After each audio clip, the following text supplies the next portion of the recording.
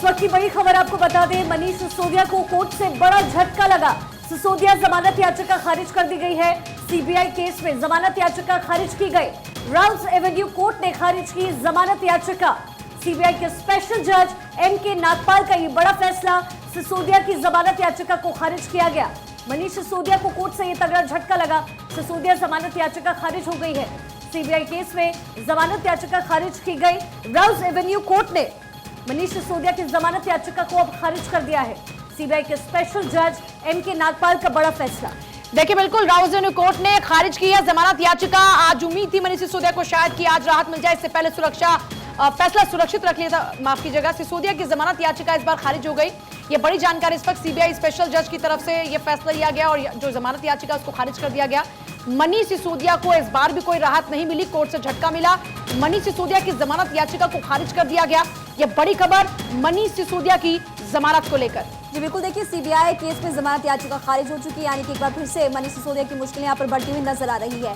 Rouse Avenue court ने फैसला सुना दिया। सीबीआई के स्पेशल जज एम.के. नागपाल ने बड़ा फैसला सुनाया। ऐसे में एक बार फिर से कहना गलत नहीं होगा कि सिसोदिया को कोर्ट से बड़ा झटका यहाँ पर लगा है। अब देखना होगा कि आम आदमी पार्टी के बड़े नेताओं की क्या प्रतिक्रिया निकलकर सामने आती है। लेकिन फिलहाल आपको बड़ा अपडेट, बड़ी खबर बता दें, सीबीआई केस में जमानत याचिका खारिज हो चुकी है। राउज एवेन्यू कोर्ट ने फैसला सुना दिया और ऐसे में जमानत याचिका खारिज करते हुए फैसला जज एम.के. नागपाल ने सुनाया। बिल्कुल, और देखिए अब लाजमी की तमाम बयानबाजियां भी होंगी, लेकिन फिलहाल मनीष सिसोदिया को कोर्ट से बड़ा झटका। सिसोदिया की जमानत याचिका फिलहाल खारिज कर दी गई है। सीबीआई केस में जमानत याचिका फिलहाल खारिज की गई है। आपको जानकारी दें कि शराब घोटाले और आबकारी नीति में बदलाव को लेकर तमाम बड़े आरोप लगे थे मनीष सिसोदिया पर, चूंकि लगातार बीजेपी की तरफ से तमाम बड़े आरोप लगाए जा रहे थे। अब ऐसे में बार बार इस बात का जिक्र किया गया है कि मनीष सिसोदिया बेगुनाह है, जानबूझकर उन्हें फंसाने का प्रयास किया गया। लेकिन एक बार फिर से कोर्ट में जब जमानत याचिका को लेकर बात रखी गई तो उसे भी खारिज कर दिया गया, यानी कि एक बार फिर से मनीष सिसोदिया को एक बड़ा झटका लगा है कोर्ट की तरफ से। तो देखिए, मनीष सिसोदिया के लिए एक बार फिर से मुश्किलें बढ़ती हुई। मनीष सिसोदिया को कोर्ट से यह तगड़ा झटका लगा। सिसोदिया की जमानत याचिका को खारिज किया गया। सुमित कुमार मेरे सहयोगी मेरे साथ जुड़ गए हैं। सुमित, क्या कुछ अपडेट मिल रहा है? क्योंकि कहीं ना कहीं मनीष सिसोदिया इस बात को लेकर आश्वस्त थे, उन्हें लग रहा था कि जमानत मिल सकती है, लेकिन ये तगड़ा झटका लगा है मनीष सिसोदिया को।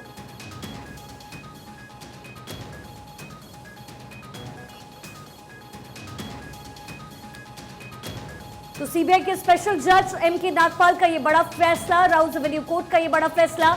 सीबीआई की जांच लगातार की जा रही थी। सीबीआई की तरफ से ईडी के रडार पर लगातार मनीष सिसोदिया शराब घोटाले को लेकर थे। आबकारी नीति मामले में भी मनीष सिसोदिया पर लगातार सीबीआई और ईडी का शिकंजा कस रहा था। ऐसे में कहीं ना कहीं आश्वस्त थे मनीष सिसोदिया कि इस केस में उन्हें जमानत मिल जाएगी। लेकिन मनीष सिसोदिया को कोर्ट से यह तगड़ा झटका लगा। राउज एवेन्यू कोर्ट का ये बड़ा फैसला, जज एम.के. नागपाल ने यह बड़ा फैसला लिया। सीबीआई के स्पेशल जज की तरफ से यह फैसला, मनीष सिसोदिया को कोर्ट से तगड़ा झटका। मनीष सिसोदिया की जमानत याचिका को खारिज किया गया। देखिए, बिल्कुल, और एक खास बात जो आप जान लीजिए, सीबीआई लगातार ये कह रही थी कि मनीष सिसोदिया कॉपरेट नहीं कर रहे हैं। मोबाइल फोन्स बार बार क्यों इस्तेमाल कर रहे थे, कहां मोबाइल फोन्स, अगर वो बाहर आ जाते हैं तो फिर वो हैम्पर कर सकते हैं तमाम सबूतों को, इसलिए उनकी जो जमानत याचिका उसको खारिज किया गया। ज्यादा जानकारी के लिए सुमित की तरफ रुख करते हैं। सुमित, किन कारणों से, किस आधार पर आज मनीष सिसोदिया की जो जमानत याचिका थी उसको रद्द कर दिया गया? देखिए, जो स्पेशल सीबीआई जज हैं वो कोर्ट रूम में आते हैं और एक लाइन में कहते हैं कि जमानत याचिका खारिज की जाती है। उन्होंने कहा कि थोड़ी देर में हम कोर्ट का जो ऑर्डर है वो अपलोड कर देंगे। लेकिन सबसे अहम बात है कि जो अगर इस पूरे मामले को लेकर जो सुनवाई हुई थी उसमें सीबीआई ने कहा था कि मनीष सिसोदिया ने अपने फोन को नष्ट किया था, और जब वो उस वक्त नष्ट किया था जब इस पूरे शराब घोटाले की सीबीआई जांच की सिफारिश एलजी ने जब की थी, तब उन्होंने अपना फोन को नष्ट किया था। इसका साफ मतलब है कि उन्होंने सबूत मिटाया है। लिहाजा अगर वो जेल से बाहर आते हैं तो गवाहों को प्रभावित कर सकते हैं, सबूतों के साथ छेड़छाड़ कर सकते हैं, क्योंकि एक प्रभावशाली व्यक्ति हैं, उप मुख्यमंत्री रह चुके हैं। ऐसे में उनको जमानत नहीं दी जानी चाहिए। इसी ग्राउंड को कहीं ना कहीं सीबीआई अदालत ने कंसीडर किया है। राउज एवेन्यू कोर्ट ने मनीष सिसोदिया की जमानत खारिज कर दी है। एक बड़ा झटका सिसोदिया के लिए है, क्योंकि आपको याद होगा कि सीबीआई केस में अगर जमानत भी मिलती तब भी वो जेल से बाहर नहीं आ पाते, क्योंकि ईडी केस में वो अभी फिलहाल जेल में बंद हैं। तो एक बड़ा झटका है मनीष सिसोदिया के लिए, क्योंकि आने वाले दिनों में एक और गिरफ्तारी सीबीआई कर सकती है मनीष सिसोदिया की, जो कि स्नूपिंग मामला है। फिलहाल उसमें गिरफ्तारी नहीं हुई है, सिर्फ उसमें एफआईआर दर्ज है। तो निश्चित तौर पर सीबीआई ने जिस बात का विरोध किया था कोर्ट में, उस बात को कहीं ना कहीं कोर्ट ने कंसीडर किया है। एक प्रभावशाली व्यक्ति रह चुके हैं मनीष सिसोदिया, उप मुख्यमंत्री के पद पर रह चुके हैं, शिक्षा मंत्री रह चुके हैं। अगर वो जेल से बाहर अगर आते तो वो कहीं ना कहीं गवाहों को प्रभावित कर सकते थे, सबूतों के साथ छेड़छाड़ कर सकते थे, और यही ग्राउंड को कहीं ना कहीं कोर्ट ने कंसीडर किया है और मनीष सिसोदिया की जमानत याचिका खारिज कर दी है। रखा गया, बहुत पुख्ता रखा गया है, लेकिन ऐसे में इस फैसले को चुनौती देने का क्या कुछ प्रावधान अभी भी सिसोदिया के पास मौजूद है? निश्चित तौर पर देखिए, निचली अदालत का ये फैसला है। इस फैसले के खिलाफ दिल्ली हाई कोर्ट का रुख करेंगे मनीष सिसोदिया। अगर दिल्ली हाई कोर्ट से उन्हें जमानत नहीं मिलती है, तब जाकर वो सुप्रीम कोर्ट का दरवाजा खटखटाएंगे। लेकिन फिलहाल ये मामला जो है वो सीबीआई केस का है। अगर इस केस में भी उन्हें जमानत मिल जाती है तो मनी लॉन्ड्रिंग जो मामला है, जो ईडी इस मामले की जांच कर रही है, उसमें जमानत मिलना इतना आसान नहीं होगा। तो निश्चित तौर पर मनीष सिसोदिया की जो मुश्किलें हैं आने वाले दिनों में और बढ़ सकती हैं, क्योंकि सीबीआई केस में अगर जमानत उन्हें हाई कोर्ट या फिर सुप्रीम कोर्ट से मिलती है तो ईडी केस में उन्हें फिर से जमानत लेनी होगी। उसके बाद स्नूपिंग का जो एफआईआर दर्ज है, सीबीआई ने दर्ज किया है, उसमें भी गिरफ्तारी इनकी यानी कि सुमित, ये कहना गलत नहीं होगा कि आने वाले समय में मनीष सिसोदिया की मुश्किलें और बढ़ सकती है? निश्चित तौर पर फिलहाल मनीष सिसोदिया को जेल में ही रहना होगा। 3 मामले हम कह सकते हैं, 2 मामले में उन्होंने जमानत लगाई है। ईडी केस में 5 अप्रैल को सुनवाई है, यहां से मामला अब खत्म हो चुका है। सीबीआई केस में अब उन्हें दिल्ली हाई कोर्ट का दरवाजा खटखटाना होगा। अब ईडी केस में 5 अप्रैल को सुनवाई है, उसमें अगर जमानत याचिका खारिज हो जाती है तो फिर वो दिल्ली हाई कोर्ट का रुख करेंगे। दिल्ली हाई कोर्ट से खारिज होती है तो फिर सुप्रीम कोर्ट का उन्हें रुख करना होगा, और सुप्रीम कोर्ट से एक केस में अगर जमानत मिलती है तो दूसरे केस में भी जमानत मिलना होगा। और अगर हो सकता है कि दोनों मामले में जमानत मिल जाए तो तीसरा जो मामला स्नूपिंग गेट का, जहां तक मामला है, स्नूपिंग के जो चार्जेस लगे हैं, नई एफआईआर दर्ज हुई है, उसमें भी सीबीआई आने वाले दिनों में गिरफ्तार कर सकती है। तो आने वाले कुछ महीनों में फिलहाल वो जेल से बाहर नहीं आ सकते हैं, क्योंकि अभी 2 मामलों के बाद एक तीसरा मामला भी है जिसमें सीबीआई ने एफआईआर दर्ज कर रखा है। तो निश्चित तौर पर मनीष सिसोदिया को अभी कई महीने जो हैं अभी जेल में ही गुजारने होंगे, क्योंकि ठीक है सुमित, बहुत बहुत शुक्रिया तमाम जानकारी हम तक पहुंचाने के लिए। लगातार नजर आप बना के रखें, तमाम अपडेट्स हम आपसे लेते रहेंगे। और इसी बीच रुक करते एक बड़ी खबर का, पीएम मोदी की डिग्री का ये पूरा मामला है, जहां पर गुजरात हाई कोर्ट के जज बीरेन वैष्णव ने रद्द किया है आदेश। चीफ इंफॉर्मेशन कमिश्नर के आदेश को रद्द कर दिया गया। ये बड़ी खबर सामने आ रही है। सीआईसी के 2016 में दिए आदेश को यहां रद्द किया गया है। पीएम मोदी की डिग्री की डिटेल देने को कहा गया। गुजरात और दिल्ली यूनिवर्सिटी के पीआईओ को निर्देश दिया गया। कोर्ट ने दिल्ली के सीएम अरविंद केजरीवाल पर 25,000 का जुर्माना भी लगाया। केजरीवाल ने की थी पीएम मोदी की डिग्री और सर्टिफिकेट की डिटेल की मांग, और इसी बीच गुजरात हाईकोर्ट ने सीआईसी के आदेश को रद्द कर दिया है।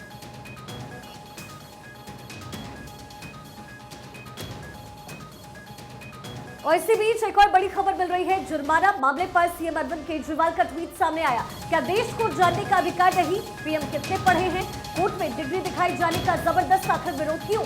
डिग्री देखने की मांग पर जुर्माना लगा दिया जाएगा। केजरीवाल की तरफ से बयान, ये क्या हो रहा है? सीएम अरविंद केजरीवाल ने ये ट्वीट किया। अनपढ़ या कम पढ़े लिखे पीएम देश के लिए बेहद खतरनाक हैं। केजरीवाल की तरफ से ये बड़ी बातें इस फैसले को रद्द करने के बाद आया।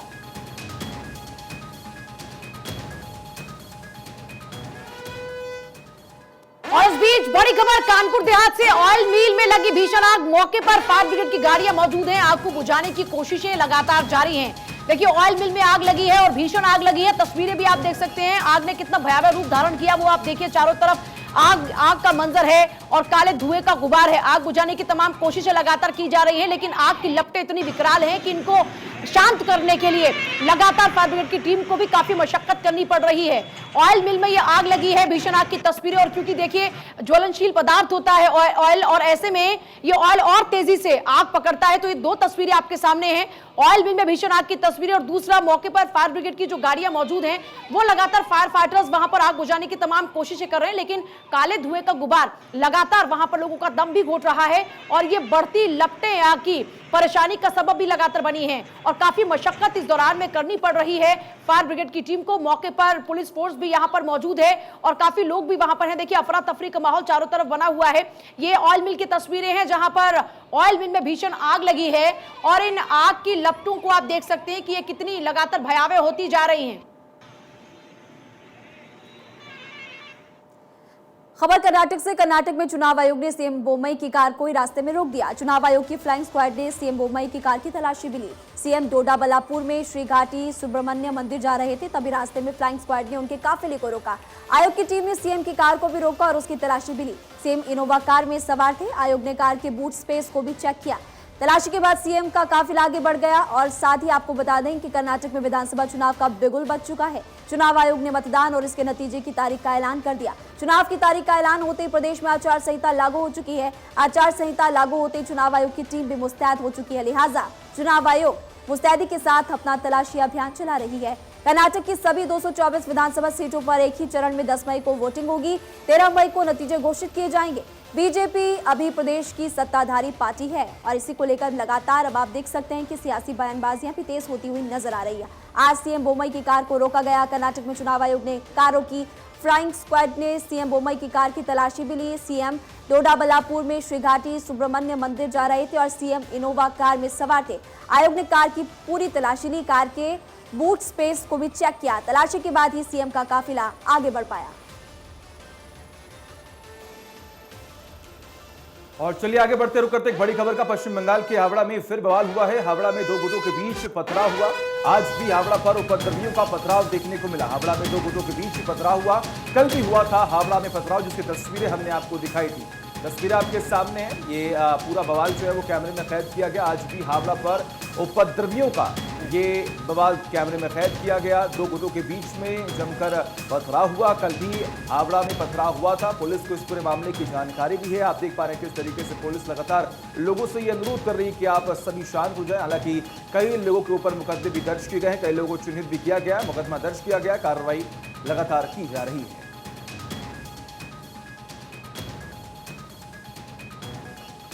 बंगाल के चुनाव हो तो उसके बाद भी हजारों लोगों के ऊपर पथराव, आगजनी, बम फेंकना ये आम सी बात बन गई है। और ममता जी के राज में जिस तरह से पत्रकारों पर हमले हुए, शोभा यात्रा रामनामी की निकालते हुए उन पर पथराव हुआ है, इससे ज्यादा शर्मनाक और क्या होगा कि अगर पत्रकारों को भी हिंसा का शिकार होना पड़ता है, लहूलुहान होना पड़ता है और राज्य की सरकार मूक दर्शक बन के बैठी रहती है, आंखें बंद करके रखती है, तो उसकी जितनी निंदा की जाए उतनी कम है। तो चलिए अब आपको सीधा आगरा लिए चलते हैं। आगरा में भारत 24 के वोकल फॉर लोकल कार्यक्रम की शुरुआत हुई है। कंसल्टिंग एडिटर शिशिर अवस्थी। नगर निगम का इन्फोर्समेंट एक निश्चित लेवल तक हो पाएगा, उसके बाद कहीं ना कहीं जनता की जागरूकता और जनता के लोग ही इसको अच्छा कर सकते हैं। इसके बारे में मेरा यही कहना है। ये कुल बात यह है कि जनता का भी सपोर्ट चाहिए होगा और हमारे सामने सभी लोग, जनता जनार्दन भी बैठे हैं, हमारे स्पेशल गेस्ट भी बैठे हैं। तो आपका कहना है कि जनता के बिना सपोर्ट के ये पॉसिबल नहीं है कि हम और अच्छा डेवलपमेंट, आगरा को एक ऐसी सिटी कह पाएं जो हमारे सपनों की सिटी कही जाए। साक्षी। बिल्कुल गरिमा जी, ये तो बात हो गई निरीक्षण की और डेवलपमेंट की। मेरा सवाल आप ही से होगा। लगातार अरुण जी हमारे साथ बने हुए, अरुण जी से भी मैं सवाल करूंगी, लेकिन पहले मैं आपसे सवाल करूंगी। देखिए, देश की प्रेसिडेंट द्रौपदी मुर्मू खुद महिला सशक्तिकरण का मुद्दा कई बार उठा चुकी हैं। जब हम आगरा की बात करते हैं, पर्यटन नगरी की बात करते हैं, जब हम ये कहते हैं कि आगरा में कई सारी बड़ी इंडस्ट्रीज हैं जहां पर हजारों की तादाद में कारोबारी काम करते हैं, तो किस प्रकार से आपका योगदान है महिलाओं को आगे बढ़ाने के लिए, महिला सशक्तिकरण का मुद्दा बुलंद करने के लिए, लोकल फॉर वोकल को साथ में रखते हुए? आगरा विकास प्राधिकरण के द्वारा महिलाओं के लिए भी हमेशा कोशिश ये की जाती है कि उनको अच्छा प्लेटफॉर्म मिल पाए और उनको काम मिल पाए। लेकिन अभी तक हम लोगों ने काफ़ी कुछ महिलाओं के लिए किया है, लेकिन अभी और आगे कुछ काफ़ी करने का सोच रखा है। घर घर में कई सारी चीज़ें डेवलप होती हैं महिलाओं द्वारा, छोटी छोटी चीज़ें, चाहे वो कपड़े हुए, तो उसको जब हम कहते हैं लोकल फॉर वोकल का नारा बुलंद करना है, उसको ज़मीन से उठा के फर्श से अर्श तक लेके जाना है, तो उसमें क्या कुछ प्लानिंग आगे की है आपकी? ये काफ़ी कुछ चीज़ें इंडस्ट्री से जुड़ी हुई हैं। प्राधिकरण का इसमें अभी कोई बहुत बड़ा ये नहीं कह सकते कि प्राधिकरण के द्वारा महिला सशक्तिकरण के लिए काफ़ी कुछ प्रयास किया जा रहा है, लेकिन ये काफ़ी और डिपार्टमेंट हैं जो इस क्षेत्र में काफ़ी अच्छा काम कर रहे हैं और हम लोग भी जब भी ऐसा मौका मिलेगा तो महिलाओं के लिए काफ़ी अच्छा करने का प्रयास करेंगे। बिल्कुल, तो आपका मतलब है आगे इन फ्यूचर देखने को जरूर मिलेगा। मैं एक व्यापारी हूँ, मैं कोई इंडस्ट्री यहाँ पर लगाना चाहता हूँ, तो अप्रूवल कितने दिन में, मतलब महीनों तक लटकूं या 2-3 साल? देखिए, ऐसा नहीं है कि जो भी आजकल देखिए कि ओबी पास के माध्यम से लोगों का मानचित्र जो है वो काफी जल्दी सैंक्शन हो रहा है। यही व्यवस्था मैं जानना चाहता हूं कि अगर मैं कोई इंडस्ट्री यहां पर लगाता हूं और मैं व्यवसायी हूं तो मुझे ये नहीं सोचना पड़ जाए कि वहां इंडस्ट्री लगाने से पहले तो एडीए देगा, चलिए आप तो एडीए की बात करोगे, ठीक है, फिर नगर निगम से होगा, वहां सब ठीक है, नहीं सारी चीजें होंगी, तो एडीए कितना जल्दी देता है? कोई भी आपको एनओसी चाहिए हो, चाहे आपकी कोई परमिशन चाहिए हो? एडीए के द्वारा एनओसी शायद मतलब बहुत कम प्रकरणों में जारी किया जाता है, तो एडीए तो अपनी एनओसी जारी करने की हम लोगों ने एक प्रक्रिया बना रखी है और मैक्सिमम 7 डेज में सभी की एनओसी जारी कर दी जाती है। बाकी जो और जैसे यहाँ पे आगरा चूंकि ताज नगरी है और यहाँ पे ताज के प्रोटेक्शन का एक बहुत बड़ा मुद्दा है, तो कोई भी इंडस्ट्री लगाने से पहले इन सब चीज़ों पे एक और निरी से और इनसे क्लियरेंस लेने के लिए आपको वहाँ से क्लियरेंस लेने में कई बार ऐसा होता है कि ताज के प्रोटेक्शन को देखते हुए लेने में समय अवश्य लग जाता है, लेकिन सरकार के द्वारा भी और हम लोग के द्वारा भी लगातार यही प्रयास किए जाते हैं कि जो निवेश से संबंधित जो भी मानचित्र होते हैं उसका डिस्पोजल हम लोग 7 दिन के अंदर करते हैं और हाई ओबी पास के जो मैटर होते हैं उसका हम लोग 15 दिन में मैप सैंक्शन की कार्यवाही करा लेते हैं। इंदौर के बेलेश्वर महादेव झूलेलाल मंदिर हादसे में 36 लोगों की जिंदगी चली गई। इंदौर में कल से चल रहे रेस्क्यू ऑपरेशन में सभी 36 लोगों के शव निकाले गए हैं। रेस्क्यू ऑपरेशन भी अपने अंतिम चरण में पहुंच चुका है। एहतियात के तौर पर इंदौर नगर निगम मलबे की तलाश कर रहा है। वहीं पूरी घटना की मजिस्ट्रेट जांच के आदेश भी दिए गए हैं। मामले में मंदिर ट्रस्ट के अध्यक्ष सेवाराम गलानी पर गैर इरादतन हत्या का मामला भी दर्ज हुआ। इंदौर नगर निगम के बिल्डिंग ऑफिसर और बिल्डिंग इंजीनियर को सस्पेंड किया जा चुका है।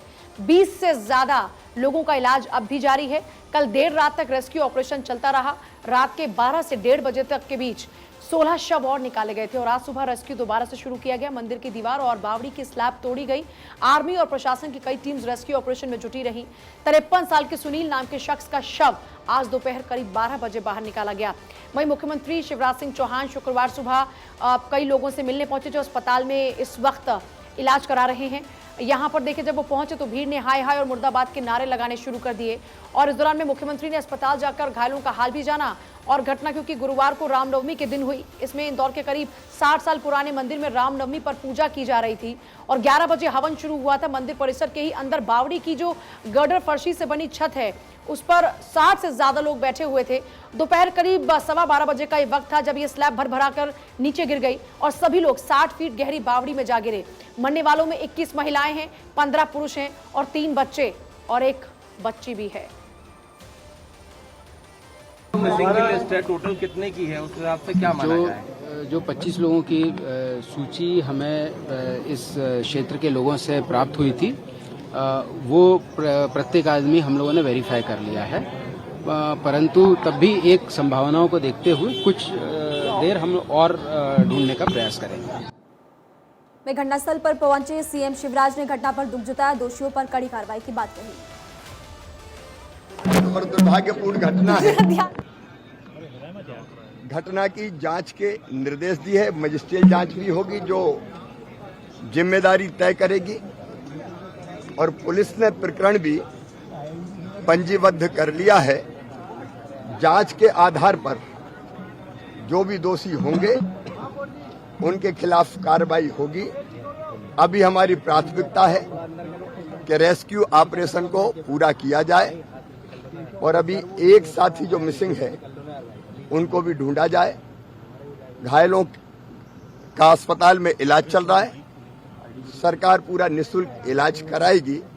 बाकी सारी व्यवस्थाएं माननीय प्रधानमंत्री जी ने भी पीड़ित परिवारों को राहत की राशि देने का फैसला किया है और राज्य सरकार ने भी, मैंने कल जैसी घोषणा की है, पीड़ित परिवारों की सहायता में हम कोई कसर नहीं छोड़ेंगे।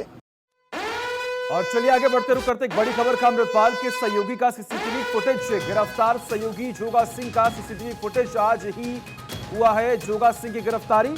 आपको जानकारी दें कि लुधियाना के पास गिरफ्तार हुआ है जोगा सिंह। होशियारपुर से फरार हुआ था जोगा सिंह। ये बड़ी खबर हम आपको बता रहे हैं, एक्सक्लूसिव तस्वीरें जहां पर जोगा सिंह गिरफ्तार कर लिया गया है। और आप खुद देखिए किस तरीके से कई राज्यों की पुलिस लगातार अमृतपाल की खोज में लगी हुई है, लेकिन इसी बीच जो उसके सहयोगी है उनका फुटेज सामने आया और उस फुटेज के आधार पर जांच हुई। जांच में तमाम बड़े खुलासे हुए, कार्रवाई हुई और उसका सहयोगी जोगा सिंह फिलहाल गिरफ्तार कर लिया गया है।